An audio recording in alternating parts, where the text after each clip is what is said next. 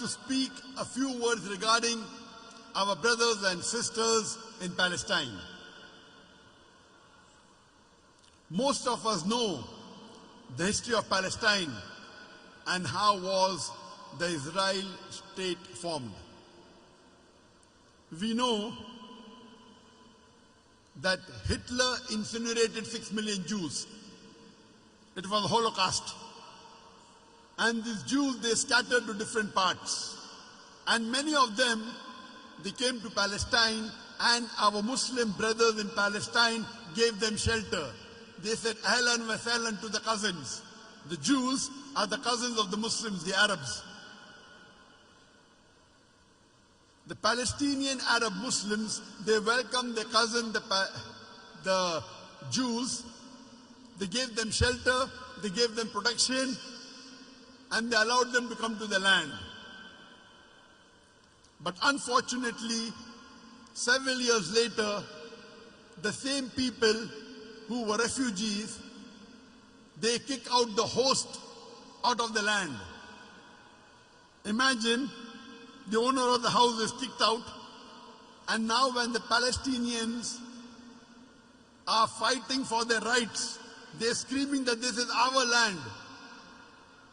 These Israelis and the Westerners, they're calling them as terrorists.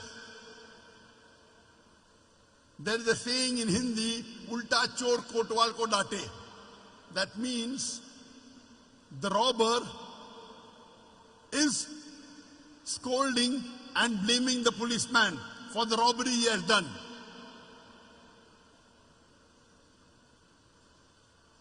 And we know this is common, that those people who are in power, they control the media, and as you know, the media can convert black into white, day into night, hero into a villain, villain into a hero. So today the media, the international media, most of them, they are painting as though these Palestinian Muslim brothers and sisters who are fighting for their freedom, they are being called as terrorists. And this is common, we know that in history. And we know that the Britishers, the French, the Portuguese, they ruled 2/3 of the world. They occupied 2/3 of the world. And the biggest people who did maximum atrocities in the world are the Britishers. But they change the history and they tell, we have gone to different parts of the world to uplift them. They did nothing but robbed many countries of the world. They looted many countries of the world, including the country where I was born, that is India. And when people fought for their freedom, we know Bhagat Singh, he was a great freedom fighter. These Britishers at that time, they called him as terrorist #1. But we Indians, we called him as a freedom fighter. We had to respect him, we had to revere him. In the 18th century, when Britishers ruled America, George Washington, he was fighting for the freedom of America. And by the Britishers, he was called as terrorist #1 at that time. But the Americans, they called him a freedom fighter. And when USA got its freedom, they made him the first president of USA. Imagine the person who was called the terrorist by the British government, USA makes him the first president of USA. So many a times, the person who subjugated is labeled by the media as a terrorist. We have several examples. We have example in South Africa when Nelson Mandela was fighting against the white apartheid government. The white apartheid government called him a terrorist and imprisoned him in Robben Island for more than 25 years. He was called the terrorist #1 at that time. When South Africa gets its freedom, they make Nelson Mandela, he's elected as the president of the country. And we know this history. On the other hand, when the freedom fighters are called as terrorists, on the other hand, the media is painting the terrorists as great people. We know that the bombing that was done in King David Hotel, where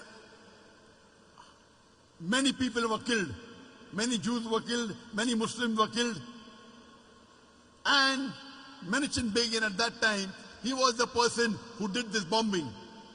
Later on, that same terrorist, he is made the president of Israel, the prime minister of Israel. The terrorist, and then he gets the Nobel Prize for Peace. Imagine, the person was a terrorist, actual terrorist. Later on, the world gives them a Nobel Prize for Peace. This is all done by the media. The media can convert black into white, day into night, hero into a villain. And we know, since the last about 1 month, the last 4 weeks,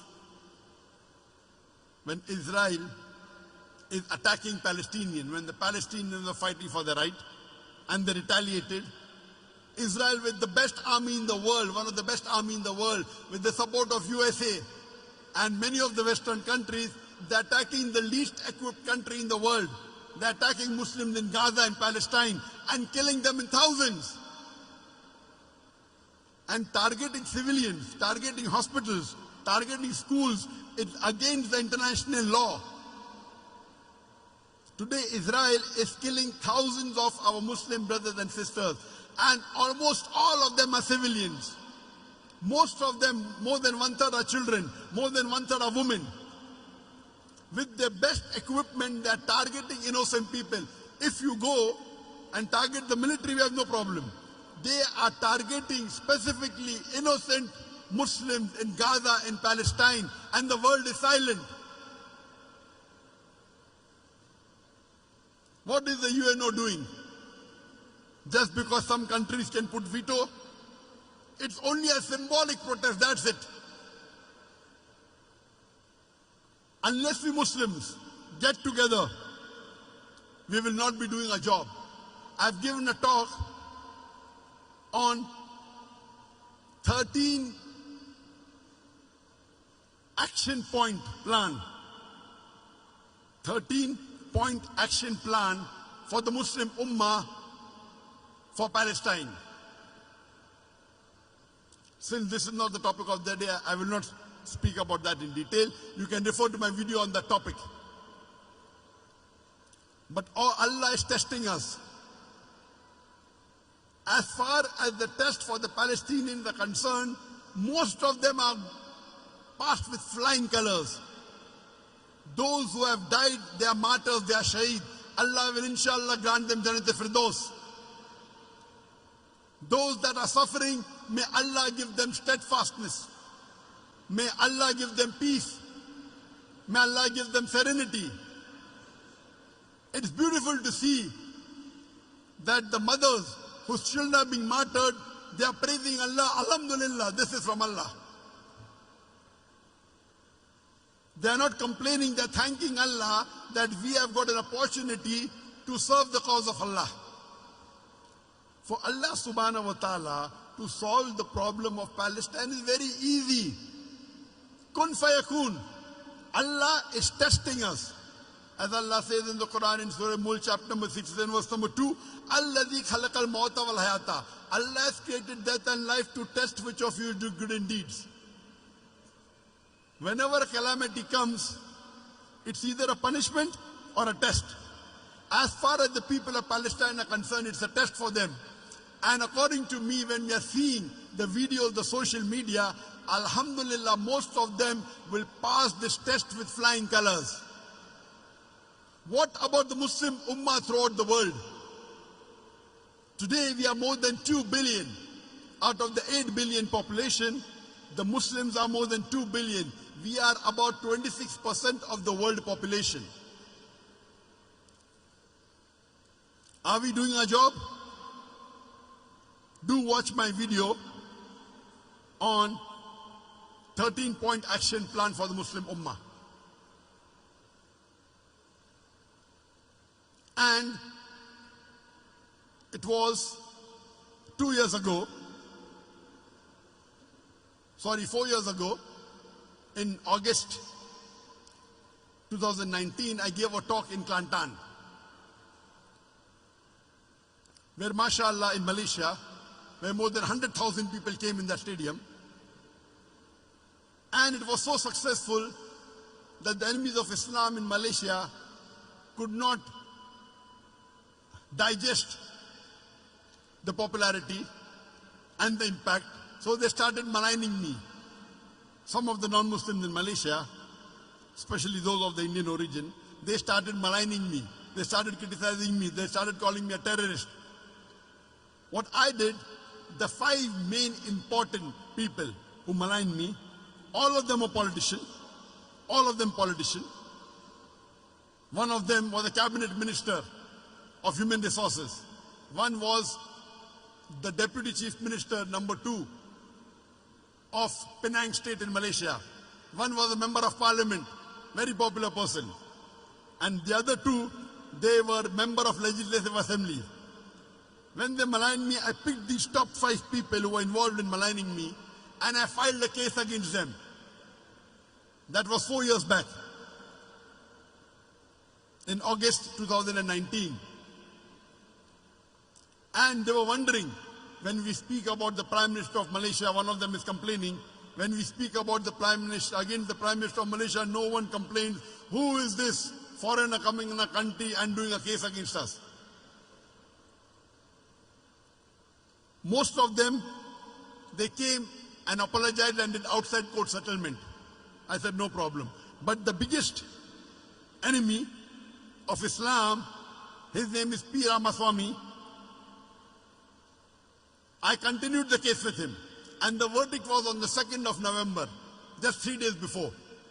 I could not attend the verdict because I was called by the Sultan of Sokoto, and my talk was I could not cancel it. But just before the talk, a couple of hours before, the verdict came by the High Court of Malaysia that they asked Ramaswamy, P. Ramaswamy, who was at that time the Deputy Chief Minister 2 of Penang, to pay a fine, to pay damages to me of 1.52 million ringgit, which if you convert it to US dollars, it is 320,000 US dollars. And if you convert it to Naira, at that time the rate was 1,200 Naira per dollar, it came out to be 383 million Naira. And the court told he should give this fine within 30 days. And when I got this information, I pledged this complete amount of 1.5 million ringgit, 1.52 million ringgit to the Palestinian cause. I have donated this complete amount to Palestinian cause. 1.52 million ringgit, that is 320,000 US dollars, that is 383 million Naira. May Allah subhanahu wa ta'ala accept this humble support from my side to the Palestinian cause. And I pray to Allah subhanahu wa ta'ala that may He give steadfastness to the people of Palestine. May He give them sabr. May He elevate them. And may He remove the suffering. And may He give the strength of the Ummah to join together to see to it that they are able to stop this genocide in Palestine. And I pray to Allah subhanahu wa ta'ala that may He give the martyrs of Palestine Jannah, inshallah, Jannat Firdaus.